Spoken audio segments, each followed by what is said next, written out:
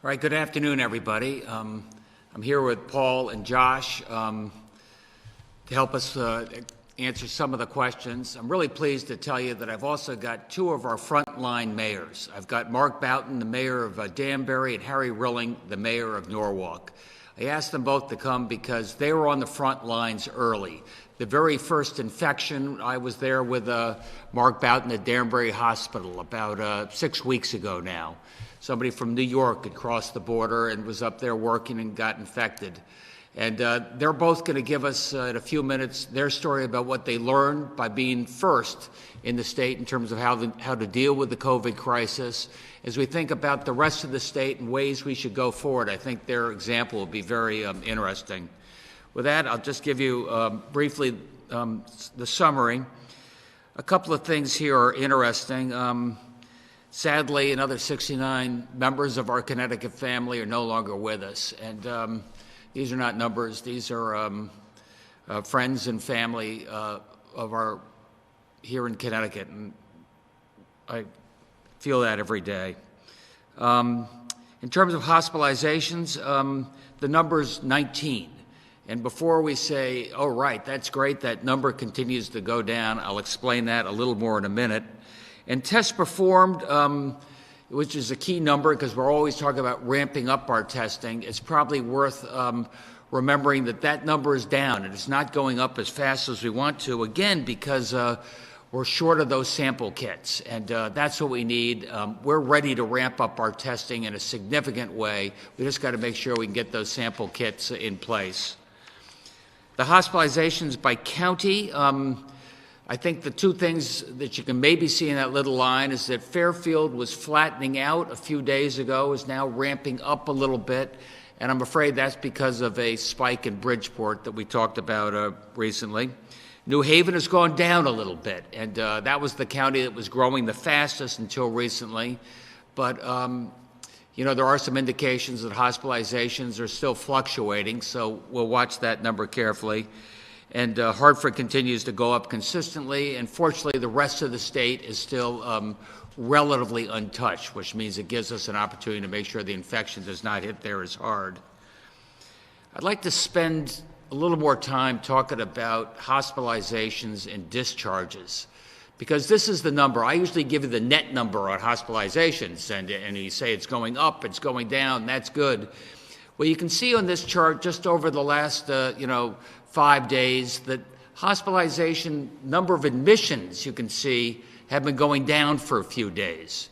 And that's an indication that perhaps the infection rate was receding a little bit, and hospitalizations is the best way to gauge that.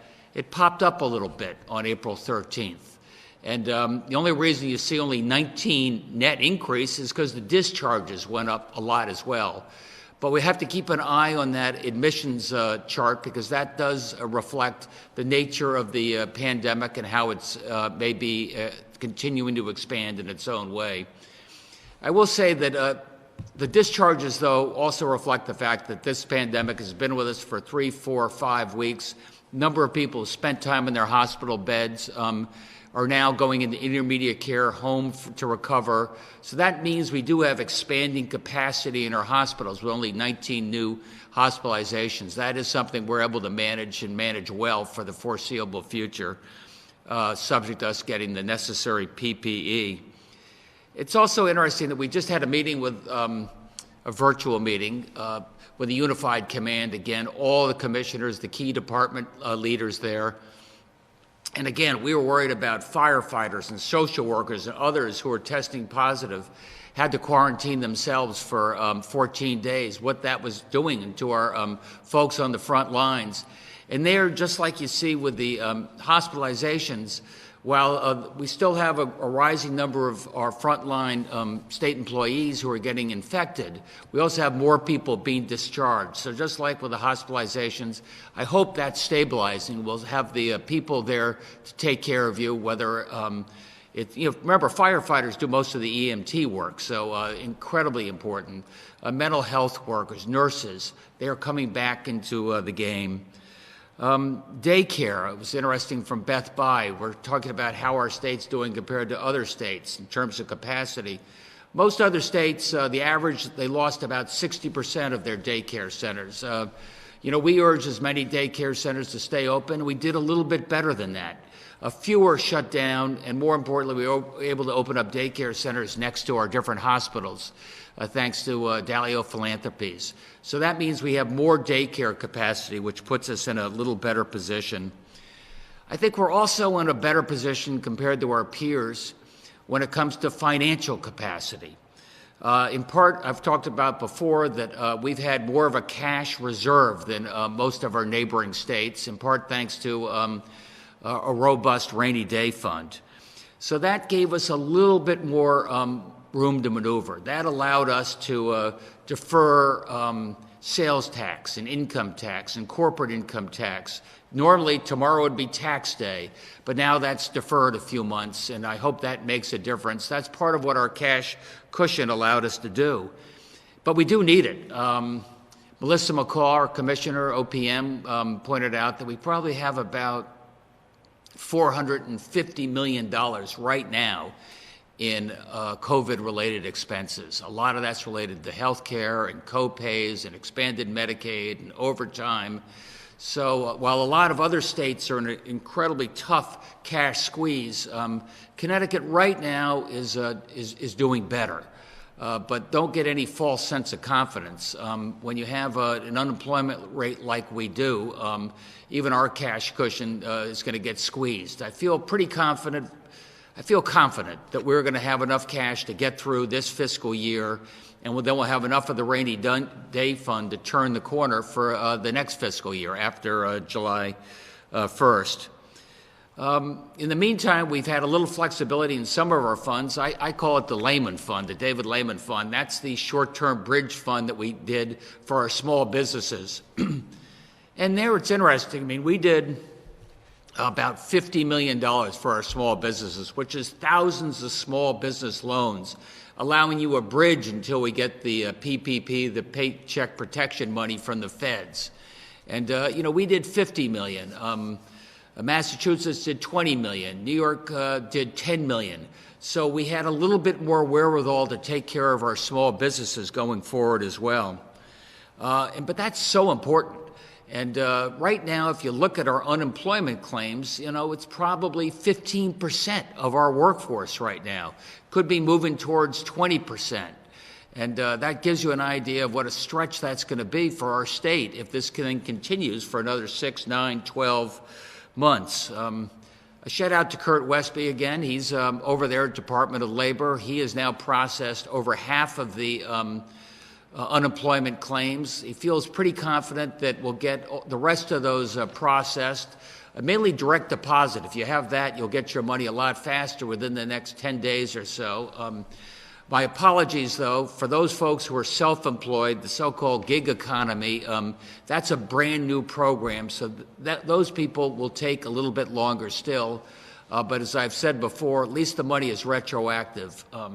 By the way, the federal government has sent out the $1,200 checks, and that starts arriving tomorrow. So I think that's some relatively good news there. I'm thinking about dates a little bit because we talked about our plan to get this state back to work as soon as we can. As you know, President Trump has put out the date of May 1, which I think most of the governors think is very premature. I just showed you that hospitalizations are going up and infections are going up, and this is no time to take our eye off the ball. I put out a date of May 20th as our next decision node. That's a little more than a month away. I said we're not going to be reopening schools before May 20th, but by May 20th, we're going to have a lot of our testing in place by then. We'll have a lot more of the PPE, the protective gear, and that will give us a lot stronger indication about who and when and how people can start getting to work. Obviously, we're hustling to get those masks right now, and that's going to be focused on healthcare workers now, but then it's going to be retail and food service and others so that we can begin to get back to work. And that brings me to the Connecticut Manufacturing Retool. It's really extraordinary, the number of companies that have come forward and are redoing their manufacturing capacity. focused on the COVID crisis, doing everything they can to help us get the materials we need so we don't have to sit there with a tin cup waiting for the strategic reserve down in Washington, D.C. to get us the gear we need. I told you we're going to be able to sanitize about 90,000 masks a day, in a week or so. But in the meantime, CTCOVIDresponse.org is a place that manufacturing can go. We can get you some funding to help you retool. We've got Modern Plastics in Shelton and Webco Plastics in Middlefield and Curtis Packaging and Sandy Hook and Enhanced Color doing face shields. And that will be additional protection for our frontline healthcare workers and then more beyond that. Surgical masks. You know how desperately we need surgical masks. Josh will tell you we've got big orders scheduled for delivery. They were scheduled for yesterday, today, tomorrow. They will be coming. That's so key to us getting our people back to work, and that's part of the timing. But that said, we have a lot of smaller shops that are beginning to make these masks, and I just thank them. Top Deck out of North Haven, Gilman Gear out of Gilman, and Incord out of Colchester. These are the folks that are already there. We're able already to buy hand sanitizer. I told you about, some of the local shops that have done it. Powder Hollow Brewer in Enfield. We're already buying 200 cases of sanitizer there. So Connecticut is standing up on its own 2 feet. Commercial Sewing in Torrington is getting going now on surgical gowns. So we're going to be better equipped to know what we have to do. And I got to tell you that UConn is right there to test each and every one of these new pieces of PPE coming from our homegrown, and to make sure they're safe and responsible. We know how best to use them. But these are some of the variables that determine our May 20th date and what we can do on May 20th and what will take a little bit longer. The last date I think about a lot, and I think about this with Melissa McCaw at OPM, is July 1st. Because you know that a lot of our bridge loans, a lot of the loan forgiveness programs, a lot of the health care extensions and grace periods, a lot of what's coming out of the federal government takes us through till July 1st. And that is a key date to either get that unemployment rate way down and our economy moving again, or the federal government's going to have to step up a big time. So those are the dates I have in my head as I think about where we go over the next month and 2 months. With that, I just want to, introduce 2 mayors I've gotten to know really well and I think the world of. And I want them to also talk about what they got right, what they got wrong in Danbury and in Norwalk. And I'm thinking all the time about, we see the expanse of the COVID fever, and I also worry about spring fever, that we take our eye off the ball and don't take it as seriously for the next month as we have for the last month. With that, I'd like to introduce my friend Mark Boughton, who's been on the front lines in Danbury for a long time. Mark? Oh, thank you, Governor, and we just appreciate all the hard work that you've been doing on this issue for us. Danbury announced its first positive about 6 weeks ago on Friday, and you were right there at our side as we went through that process. So on behalf of this community, I want to thank you. Look, this is uncharted territory for any mayor, any first selectman. I think I can speak for Mayor Rilling when I say that we both know way more about COVID virus than we ever would want to know ever. But having said all that, it's been remarkable to watch local government move forward and address a difficult issue. And it shows that government works. It works on the local level and it works on the state level. And certainly the state of Connecticut has been our strategic partner, as well as all of our partners here in Danbury. We work closely with Danbury Hospital, with our school system, with Western Connecticut State University. We've been able to put together a first-in-class homeless shelter in one of our hotels that's currently occupied by some of our residents who are most challenged among us. These things are real markers that we put down so that we can follow that path. God forbid we should ever have to go through this in the future. Having said that, there's always things you wish you had done or wish you had known. Certainly, I don't think anybody anticipated how contagious this virus really is. That really will make decisions for us as we go forward in terms of what the impact is on our nursing homes and, of course, our elderly residents throughout the city. So those are areas that we can always continue to work on, particularly our nursing homes. and our elderly care facilities. But in general, I am so proud to be leading this community, to be working with you, be working with other mayors like Mayor Rilling, and out there every day trying to make this a little bit better for people as we go through these mitigation steps. And the last thing I'll say is that we can't quit. We've got to put our foot down. We've got to put the pedal to the metal. We want to open. We have to open, and we have to do it safely. And that's the most important thing as we look forward together. We cannot backslide, and I don't think anybody wants to go through this mitigation process again. Thank you, Mark. Let me ask one question before we introduce Mayor Rilling. You're a border town, border city, right next to New York. I mean, I'm trying to work with Cuomo as much as I can, just because it makes sense on both sides. Do you have relationships on both sides of the border? Yeah, we do, Governor, and that's a great point. We actually have a strategic partnership with Putnam County and the county executive, Mary Ellen Odell. And really about 50% of our economic activity that goes on in Danbury and the greater Danbury area, including employees that come to Western Connecticut State University, Danbury Hospital, our corporate partners, come from New York State. So these two entities, while separated by a line, there's really no separation between us, and we have to work together. We have stayed in touch. We've been working together, and the decisions that you're making with Governor Cuomo on a basis of really looking at this holistically are going to make a difference here in the greater Danbury area. We have to work closely with New York State, otherwise it's just not going to make any sense, the things that we're doing. So that strategic partnership has been invaluable. Well, thank you. And Mayor Rilling, I assume you're there. Harry Rilling's been on the front lines there at Norwalk. Norwalk was hit hard. They have a number of big stores there, so they have a fair amount of population that comes in and out of Norwalk all the time, which maybe accelerated some things there. Harry, how you doing in Norwalk? We're doing well, Governor, and thank you again for inviting me to be a part of this. This is so critical that we are having these conversations.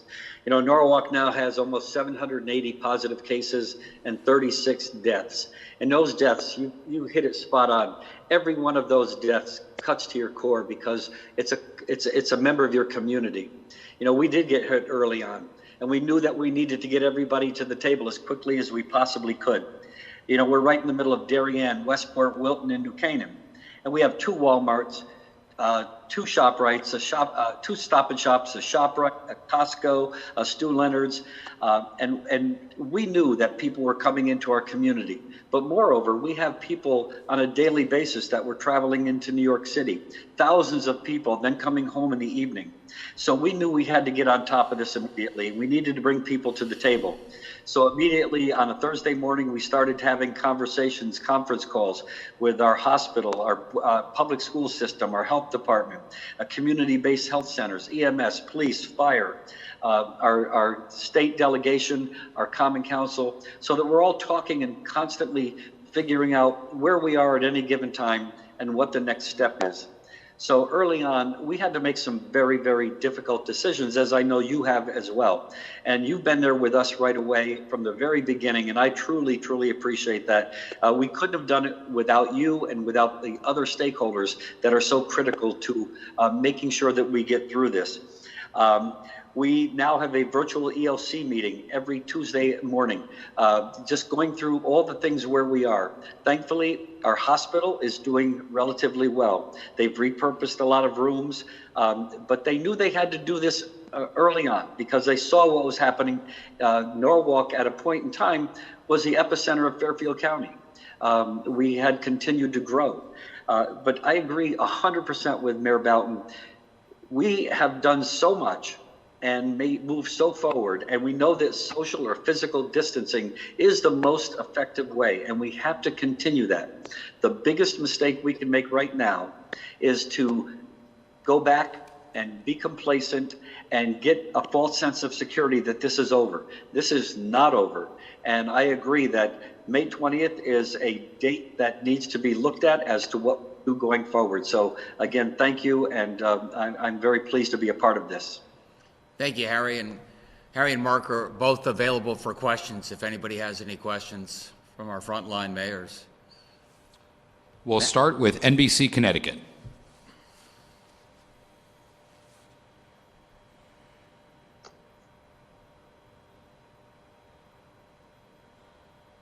NBC Connecticut. Connecticut Mirror. Go ahead, Matt. Hi, Governor. Matt Austin with NBC Connecticut. Just wondering, in terms of the testing you were talking about and that we were down in sample kits, can you explain what the snag is right now and how we could go about fixing that? You want to start with that? Hi, Matt. Josh Jabal. So there's a global shortage right now in the swabs and the transfer media for a number of the technologies that are used to perform the PCR testing for COVID-19. We and our hospitals and our state lab and all of the drive-through testing facilities are in a constant battle every day to procure more supplies, and that happens to be the commodity which is in short supply now, but we know more is coming. We also are working through CDC guidelines on some additional alternate approaches to collect samples using more commonly available materials and saline solution. Our state lab is actually helping to produce some of those kits. And then another ray of hope on increasing the testing going forward is there's some technologies now that are being piloted that could collect samples via saliva samples as well. So that would be a real game changer, and that should not be too far down the horizon. And just a quick follow-up in terms of increasing the testing. Have experts given you a clearer idea of exactly how many tests we should aim for in the state on a daily basis? Well, that's why we have the advisory board that we talked about yesterday. We're going to roll them out formally in the next few days. And those are the type of questions they're going to focus on. How expansive should the testing be? Where do you want to have the antibody testing? Where do you want to have the molecular testing? But I think it's really imperative that we get going on this soon so we have a better idea in 2, 3, 4 weeks exactly what the infection map looks like here in the state. That tells us what our options are. Connecticut Mirror. Governor, let me ask you, I guess, a political question. You got pushback on Friday, really for the first time, about your handling of the crisis. And then today, I'm seeing some opposition among a couple of Republicans to the idea of Connecticut sort of working that closely with New York in particular. So is the presence of Mayors Boughton and Rilling meant to counter that? No, the presence of the mayors is to give us a first-line example of what's going on. But you're right. You did hear Mayor Boughton talk about, and I prompted him, how important it is to work with your neighbors. And in his case, the neighbors are another state. You did hear Harry Rilling say, look, a lot of people come in and out of Norwalk every day. A lot of them come from neighboring towns. A lot of them come out of New York City, which is one of the reasons Norwalk was hit particularly hard and particularly early. No, I'm trying to send the message, and I'm trying to work with our legislative leaders as well as the healthcare professionals. Follow the lead of the experts. Let's hear what they have to say. Tell us when we can safely start getting people back to work, and give us a roadmap on how we get there. It starts with testing. So, yep, I'm hearing a little bit of some folks saying, open it up tomorrow. I'm hearing other people say, lock it down. I think we've got the right balance going forward. I think you see that we are bending the curve, and certainly in Fairfield County. I think you're beginning to see that in New Haven. The social distancing is working, but I don't want to go a false sense of complacency. It'd be just terrible if we had a second round of this pandemic. But how much effort are you putting into making sure you are, in effect, bringing people along with your thought process on working with other states as well as your closure order through May 20th? Well, certainly I talk to the scientific community all the time, and I ask them to speak out and ask them to give us their best advice. And you're going to get some formal advice from the advisory board within a week or so on that. I talk informally with the legislative leaders quite a bit. Paul talks formally with them a lot more than quite a bit, just to make sure that we all know exactly what we're doing. I can tell you that Roland Cook, our Commissioner of Corrections, was on with, I think most of the legislators yesterday, maybe Democrats and then Republicans, just to give an idea of what we're doing in corrections. So, look, we're doing everything we can to give you an idea of how we're thinking about this, why we're thinking about this. And there's no question it'll get probably a little more political. There's some noise coming out of Washington as well. But I think the governors are pretty united in terms of how we thoughtfully get our states back to work. Each state's going to do it at their own pace, but we're comparing notes every day, and I think that's a good thing. And if I could just ask Mayor Boughton, because I can see him on my screen, I can see him smiling at my questions. So would the mayor care to comment on the extent to which this is starting to get a little political? Well, look, I think that there's time for politics later on. Right now, this is about healing our state, healing our nation, if you will, and our communities. And there is really no value in sniping at each other. I think the governor has struck a solid path. I want to get open too, but I don't want to have to go to our residents and say, well, you've got to shelter in place for another 6 weeks because we didn't do it right the first time. This is a tough medicine for us, but we all have to take it, and we've got to wait this thing out. And working strategically with other states is the right thing to do.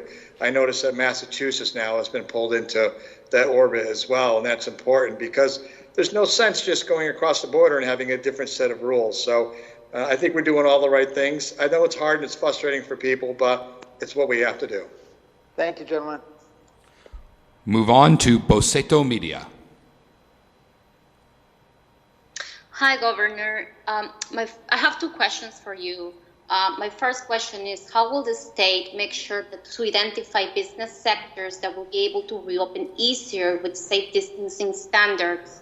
And my second question is, what is your opinion on the series of tweets that President Trump posted this morning criticizing the new coalition formed by the 7 states to reopen the economy? Thanks.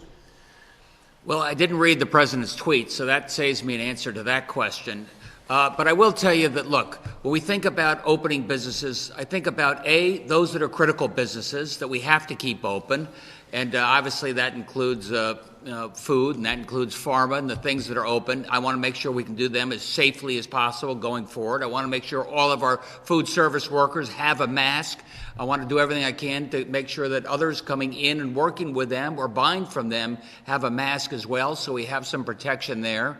I think about our manufacturing. You know, those are big, enormous plant floors with 700, 800 people. Make sure they have the gear they need and the testing they need. And then finally, I think about, the retail going forward. Maybe we move towards doing more retail by appointment. Maybe make sure that somebody is tested so that whoever is serving you, is safe. Make sure they have a mask so that you're protected and they're protected as well. And that's a lot of what I'm going to hear from the advisory board over the next couple of weeks. What are those companies? What do they need to open up? And how quickly can we do that? Move along next to the Day of New London. Hi, Governor. 2 questions. One, do you know how many nursing home workers have tested positive for COVID-19? And the second is that your office had started to break down cases and associated deaths by race, and that data is no longer online. Can you explain why? Want to take that? Yeah, so our informatics team that produces that report every night is actively working on the several other requests, including the number of nursing home cases, number of COVID positive cases by nursing home. And so we're rationalizing the frequency with which we produce some of those. The age and ethnicity data doesn't change much day to day. Those trends are very consistent. We'll continue to publish that data on a regular basis, but that's why that was not in the report yesterday, I think. Let me just say one thing on the nursing homes, because I know there's been a lot of concern about let's get the information out, not just broadly nursing home by nursing home in terms of infections. And I want you to know that while Josh is gathering all that information, we're also making sure that each nursing home has an opportunity to share the information with all the families of the loved ones there now, so that nobody is surprised going forward. And that process is going to take another day or so, but we are going to get all that information out to each and every one of you. Move on next to Hearst, Connecticut Media.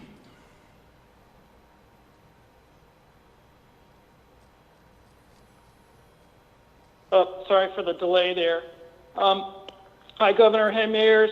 I was on a conference call a little while ago with Yale New Haven Health Systems officials, including the chief medical officer, who's talking about how the next month is going to be plateau into a decline, and they were stressing the need to keep the social distancing, and they were not saying nice things about the word mutiny during the call.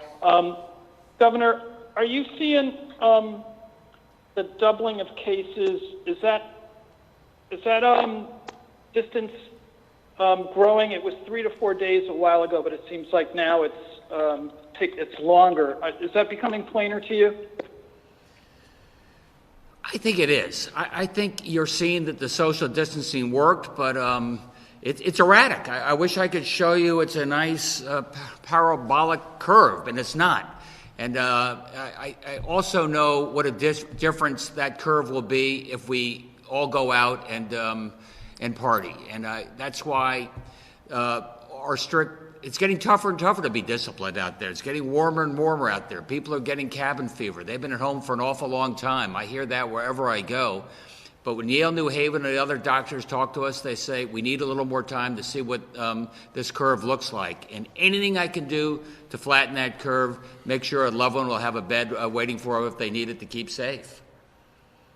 So do you think the weather has something to do with the germination of political motivations here and some of the statements out of Washington and within the General Assembly?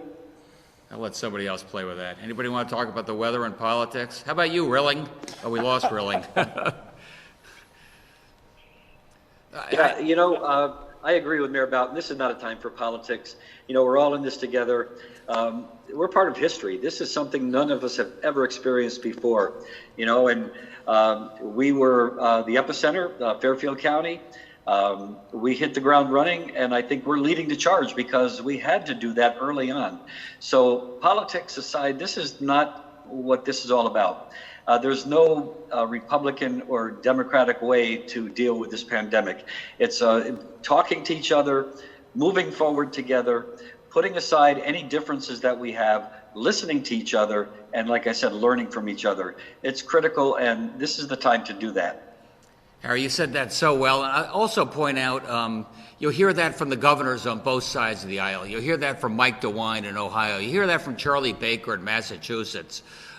Everybody on the front lines, and those who the governors are, know how important it is to get this crisis behind us as soon as we can, but get it behind us in a way that will be permanent and lasting and safe. Thanks, Governor. Move on to the Waterbury Republican American. Thanks, Max. I have a question for the two mayors. We've heard a lot about you. We've heard a lot of praise from you about the state's response. Where did the state's response fall short? Where were some of the areas that you were frustrated as mayors with how the Lamont administration has handled this outbreak? You want me to start, Mark? Yeah, go ahead, Harry. You got this. Well, I'm going to be accused of just kowtowing to the governor, but I have to tell you, I deal with my people, my health department, my chief of community services, my chief of staff. We have reached out to the state of Connecticut frequently, and we've always gotten good information, always good support.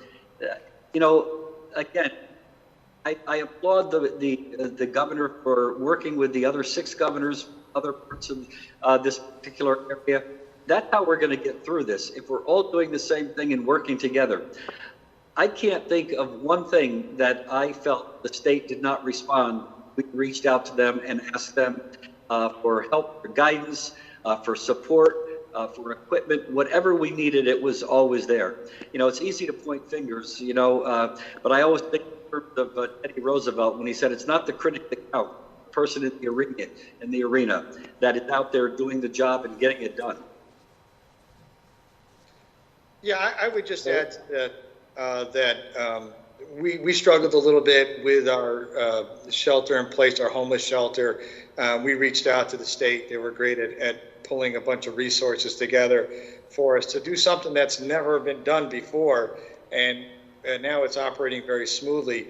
So I just don't see the state falling down at all on this. I think they answered the call, just like local government stepped up every day to do things we've never done before. We figured it out and got it done. I would say that the next challenge for us will be, what do we do after this? Where do we go? I mean, I know Harry's probably dealing with a budget disaster, as I am, as I know the state is.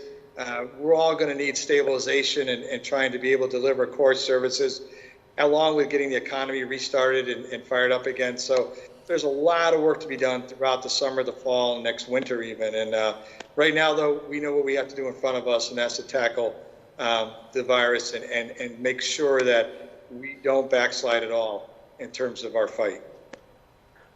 This is a question for the governor and Josh.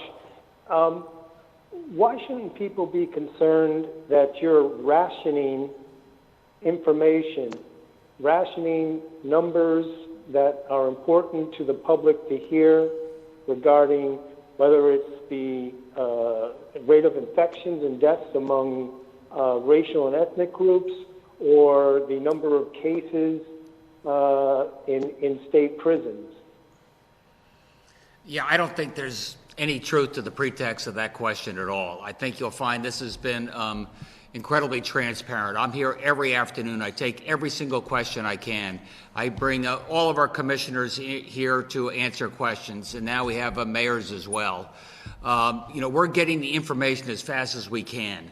I will tell you, this is an incredibly fast-changing situation, and a lot of the assumptions and numbers we thought we could count on maybe just a month ago are different today. We are all learning as we go. But I got to tell you that I think we got the best team working on it, and I've got to maintain the credibility with the people of the state of Connecticut, and that starts with giving you the truth every day. Well, doesn't that also include providing the statistics on, like, nursing homes? Are we waiting just so nursing home operators can react or prepare reactions to the news of the level of infections and deaths in their facilities? Yeah, I mean, Paul, as the governor said earlier, this is a very, very sensitive topic for the people in those nursing homes, and we want to make sure that when we publish that data, we get it perfectly correct, and that those families have time to be notified, and that there's no confusion about those numbers. So we're taking the time to get that exactly correct before we publish it. But as the governor said, we have tried at every turn through this crisis to be exceptionally transparent and share every bit of data that we have, and I hear that very consistently from people about the governor's approach to this crisis. We'll move on next to News 8. Maybe Mayor Boughton could start with this one. So you had the first case in Danbury of a worker at a hospital. It knocked out a lot of the frontline medical workers. How fast did it ramp up in the hospitals? How close do we get? We can't see in them. Paint the picture of how close they got to being full. Did they get full? Did you have to send patients elsewhere? How did you deal with it inside the hospital? Well, I think we were prepared. We weren't scared. We were ready for it. We saw that coming, that there would be, because of how contagious this disease is. And I think it's fair to say that people even today don't really understand the virus completely and how it spreads. Having said all that, we had set up overflow shelters at the O'Neill Center with over almost 300 beds there, ready to go, with the National Guard who came in to help us set up that facility. And we were ready. We fortunately haven't had to use it much, but if there is an additional problem later on, if there's another flare-up, we certainly have enough capacity now to handle way beyond what Danbury Hospital is rated for. But definitely a scary situation initially. Because there was so much commingling of that individual with staff as well as other hospitals and Mayor Rilling's community and other communities. That person had worked in other buildings, and again, just it's so contagious that you just don't know what the impact will be. So did the hospital ever get full? Did you ever have to kind of shift patients away to other hospitals? I know we still have plenty of capacity, 1/3, but how hard was it on that hospital? Well, it was hard on staffing. There's no question we had staff members that were working multiple shifts, but in terms of space and beds, we didn't get close to being full. All right, and what advice would you give to, say, Mayor of New Haven or Hartford about what's coming? Well, I would just say that we have systems that are designed and put in place for a reason. Use those systems, utilize them in any way you can. Utilize and rely on the people that are there. Look at your strategic partners, count on them to do work and ask them to do work. If you try to do it all yourself, you're never going to get the job done that you want to get done, and you're not going to serve your residents well. There are times, I think, where you wake up in the middle of the night and you're scared because you just don't know what this will mean for some of the most vulnerable in your community. But at the end of the day, if you leverage all of your resources, you'll find you'll be able to meet the challenges that the virus brings. We're by no means over. It's not finished. We got a lot of work to do. But I think that our system is solid and sound, and you should leverage it and use it. Move on to CT News Junkie.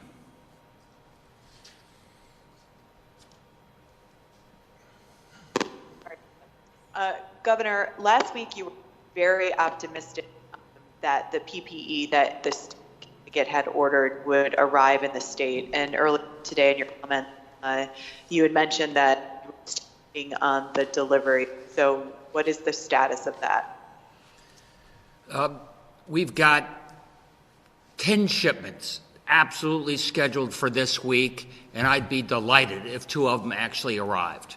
That's just the fact of the way it is right now, with everything's getting rerouted into the gray market, which is why I'm so happy that we'll have the Battelle sanitizer up and operating in 7 or 8 days. What that means in terms of expanding our capacity.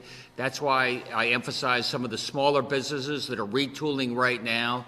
Look, we are doing everything we can to buy the PPE where we need it. It's not just for the health of the frontline workers, it's for the health of our greater community right now. It's part of our back-to-work strategy. And that's why I can't rush right now until I have enough of the masks and the gear we need so that everybody can get back to work. And so you think that you're going to get 2 out of those 10 orders? I mean, that doesn't seem like enough. I mean, you've got correction officers in the Department of Corrections complaining that they don't have the protection enough to make them safe to go to work. Well, I'll start. Let me hand it over to Josh. But we have gotten, tens of thousands of PPE over the last few days. So it's not like everything is dead stop. We're doing deliveries to all of those frontline responders, to our municipalities. We've gotten N95 masks. We've gotten the surgical masks. We've gotten a lot of gloves. Is it enough? No. Is it enough right now that I think we can power through for another, period of time, say a week or so? I think absolutely is the answer to that question. That's no way to run a railroad, though. I've got to build up some capacity. That's why we have significant orders out there, and I'm ready to see them delivered. Yeah, and just to build on that, Christine, yesterday we received about 100,000 pieces of PPE, KN95 masks, coveralls, gloves. We distributed over 100,000 pieces of PPE. So we're delivering the immediate term needs of our state agencies, of nursing homes when they run into shortages. Our hospitals have supply.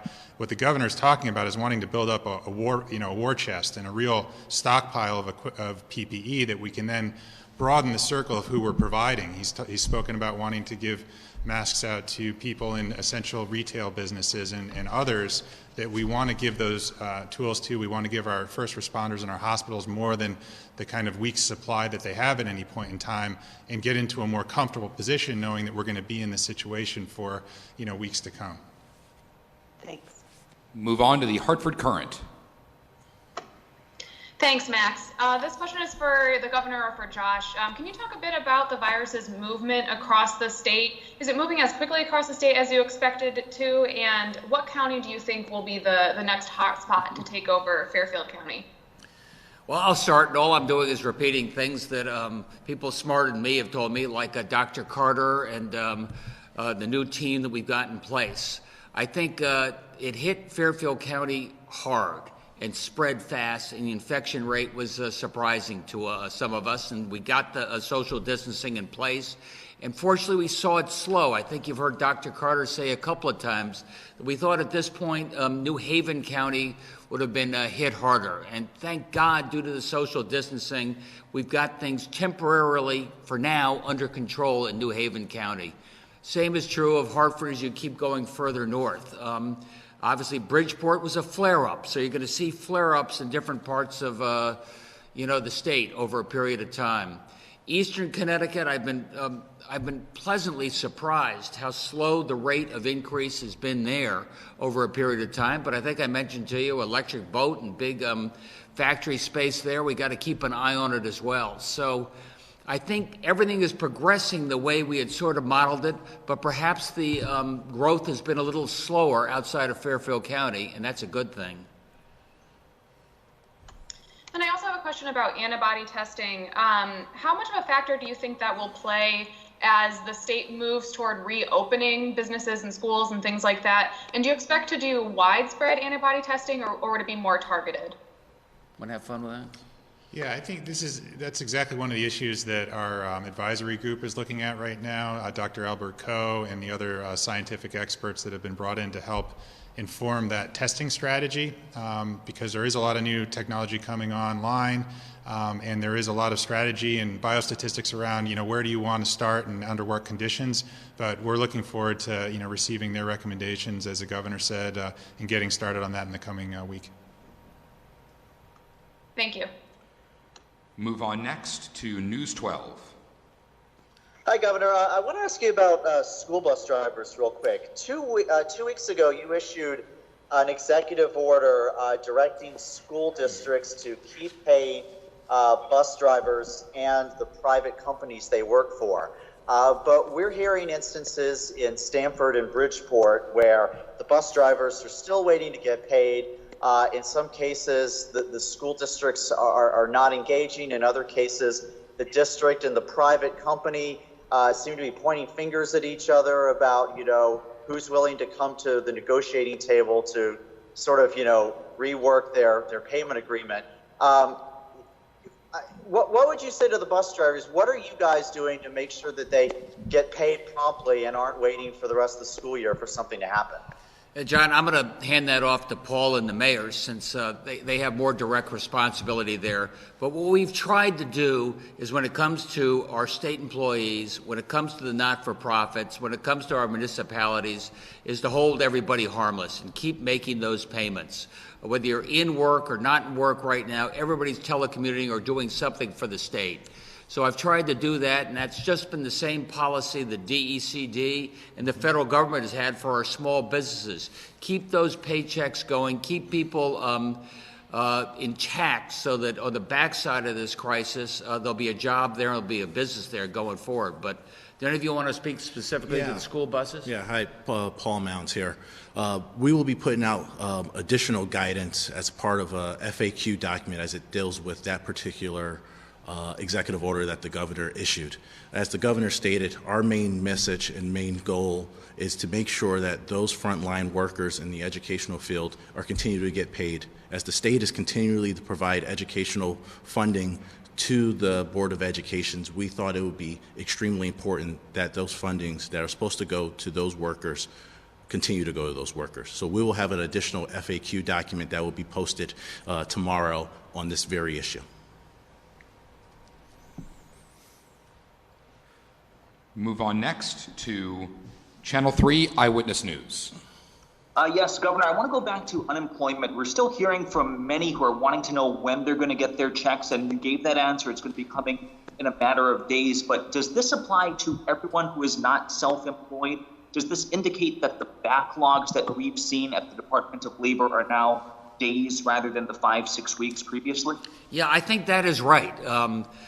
We have processed, and I think most of the checks that are direct deposit have gone out to, I think, a majority of the people who are in that backlog. I think that's what I heard this morning.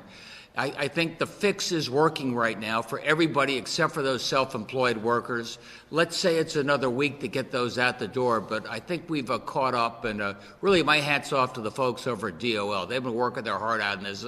I know how frustrating it was. You need that check. It was supposed to be there. You've probably gotten some busy signals on some phone calls, but there is incredible progress on this in the last week. And that federal money, that extra $600 on top of the state claims, is that going to be in these next checks as well? Want to speak to that? Yeah, there's a system coding change that needs to be made to be able to provide that additional $600 payment. We're hopefully getting very close to being able to test and execute on that system change, and then those funds will be forthcoming in the not too distant future as well. The funding is all available. It's just dependent on getting the system enabled to provide that. Move along next to Fox 61.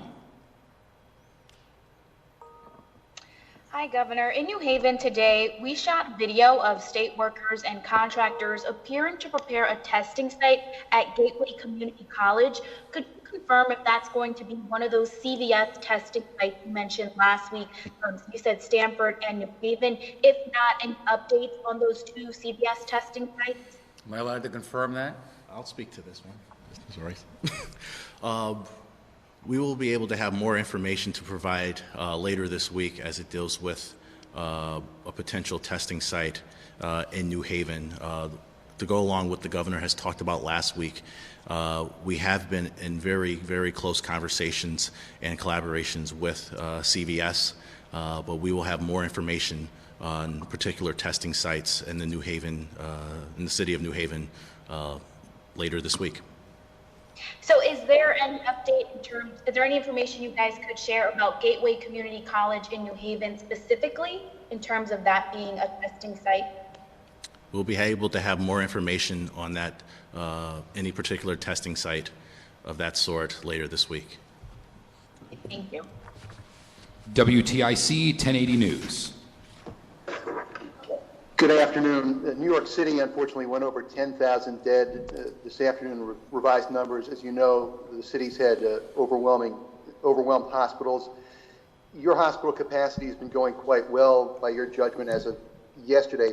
Do you see down the line accepting some cases from other locations if your hospital capacity situation remains relatively open? Well, I'll tell you what we have been doing so far is Hartford Hospital has actually provided a helicopter to allow some of the folks from crowded facilities in New York City to get up to Albany and Buffalo and other locations like that. There's been some cross traffic between hospitals. We certainly have been in close communication there. So if you continue to be relatively wide open, would you take more potentially, or is that a risk of spreading the virus into the state more? I'm hesitant because our hospitals right now are very close to capacity, especially those that are closest to New York. Associated Press. Yes, Governor, can you clarify a little bit more about what you want to see happen on May 20th? Is this a date where you hope certain things will open, or is it a date where you hope to announce another date where things might open? What exactly specifically are you hoping for by May 20th? Want to start with that? Sure. I would say overall, with all of our executive orders and all of the social distancing measures the governor has put forth as part of the executive orders under the emergency powers, we review them on a day-to-day basis to make sure that they're still in line with what the public health information that we have, as well as making sure that it's in coordination with what is really going on the ground. So the May 20th date that has been put forth as part of the social distancing measures as well as closures is a date that we're going to be, as we get closer to it, we're going to have continual reviews going up to that date. But we're using that date and backing out from it. We're backing out from that date, like Paul said. We're going to have a lot of testing done by then. We're going to know what our PPE supply is, the stockpile, like Josh said. And that will give us the information we need to know how fast we can get people back to work. And at the same time, I'll be looking at other states and see what their timing is in terms of, key businesses, restaurants, bars, and the such, since there's some things that require a lot of social interaction where it does make sense to work on a collaborative basis. And secondly, in the prison system, can you discuss what's being done there other than Northern? Are there other prisons or wings of prisons that are being prepared, like the nursing homes are, as COVID-19 only, and as this capacity at Northern starts to fill up, what is being done in the prisons? The one thing, I'll be happy to answer that question. One thing that we can announce is that there has been 45 DOC inmates that have been reintroduced into the population who were once in the COVID-only units and back into general population, as well as 4 staff members who were out due to the COVID illness and back to work.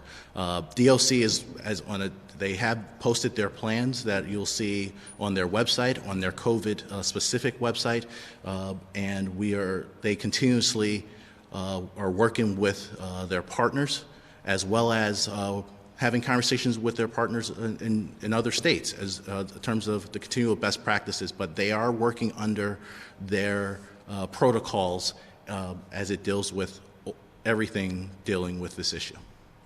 And finally, WSHU Radio. Okay, Governor, good afternoon.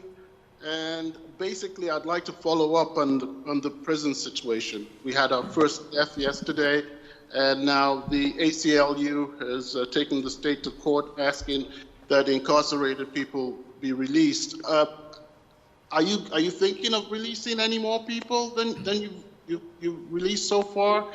And how is that working? Why don't you start and I'll finish there. Thanks, Governor. As you saw in the previous month, there has been releases that have occurred through the DOC system. As the governor previously mentioned, is there a mass release or a release of all strategy? No. What there is an overall strategy that has been previously put in place with the procedures that DOC has had under their purview. Overall, Roland Cook and his team, this is an issue that they work on 24/7. And as the governor mentioned earlier, they have done particular outreach. They have spoke to legislative leaders. They have talked to legislative caucuses.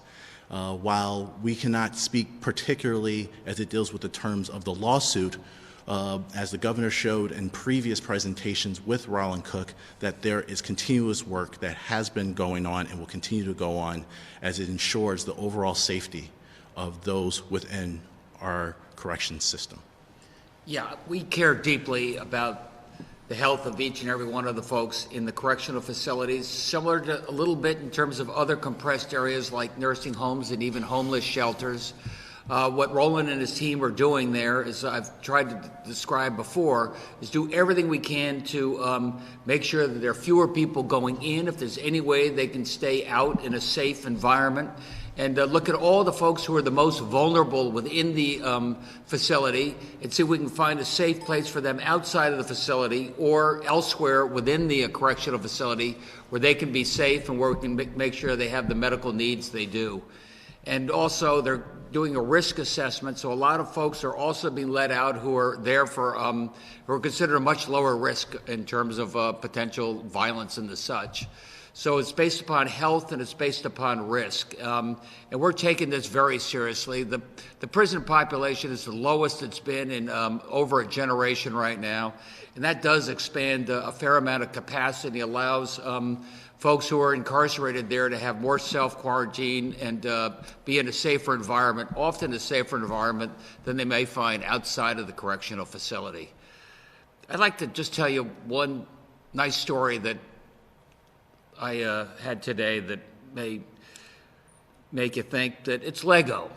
Lego is, the American base is in Enfield, Connecticut, and Skip Kodak gave me a call, and 100% of Lego in Connecticut is telecommuting now. And I just said, well, how you doing and how's business? And the telecommuting is working. The infection rate is extraordinarily low. People are taking their social distancing very seriously there. But I thought it was amusing. He said, believe it or not, with everybody at home and families at home and more homeschooling, this is a pretty busy time for Lego and all the incredibly complicated construction games that they are able to put together. So he said not only are puzzles and maps selling, so is Lego selling. And in particular, some of the most exotic Lego designs, the Millennium Falcon and the Death Star, things that get mom and dad involved as well as the kids. And by the way, a lot of that is sold to the big stores. A lot of it is sold online via over the internet and those internet sales. And we do have a sales tax on that, sorry to say, but it's really keeping our sales tax revenues up because otherwise they'd be collapsing. But I didn't want to end on that. I wanted to end on the fact that Lego took a look at Bridgeport and saw the spiking going there, and kids are going to be probably spending at least another month at home. And they just announced a great donation of about $1,600 to every single first grader in Bridgeport, a new environmental Lego game, which I think is a learning process and a fun thing for these kids to do. And every day I'm inspired by a little story like that reminds people, stay serious about the social distance, but also remember your friends. Remember your friends in a community that may not be quite on the mend as fast as your community. And we do that, stick together. Remember a senior who may be at home, drop off a meal for them as well. Knock and drop, don't have to go visit. And we're going to get through this together. Thank you, everybody.